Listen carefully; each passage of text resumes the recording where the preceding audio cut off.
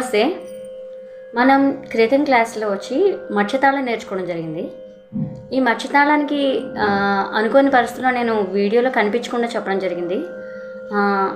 ఆ యొక్క తాళాన్ని తర్వాత ఎక్స్ప్లెయిన్ చేస్తానని చెప్పడం జరిగింది. అది ఇప్పుడు ఏ విధంగా నేను అనేది నేను చెప్తాను.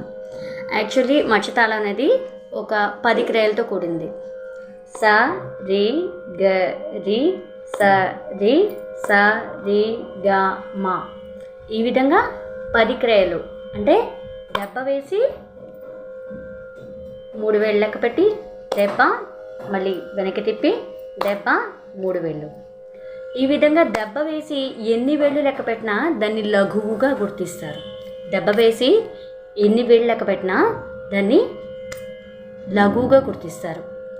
అదేవిధంగా దెబ్బ వేసి వెనక్కి తిప్పడాన్ని ధృతము అంటారు. అలాగే మళ్ళీ మనకి దెబ్బ వేసి వేళ్ళు లెక్క పెట్టడం ఒక లఘువు అయింది. దీన్ని నేను ఏ విధంగా అంటే దెబ్బ 3 వేళ్ళు అంటే దేనికి ఎన్ని వేళ్ళు ఉంటాయనేది నేను కరెక్ట్గా చెప్పలేను. ఎందుకంటే రూపకతాళం ఒక విధంగా ఉండొచ్చు, ఏకతాళం ఒక విధంగా ఉండొచ్చు, మత్స్యతాళం ఒక విధంగా ఉండొచ్చు, వచ్చే నెక్స్ట్ క్లాసులో అటతాళం ఇలాంటివి ఉంటాయి.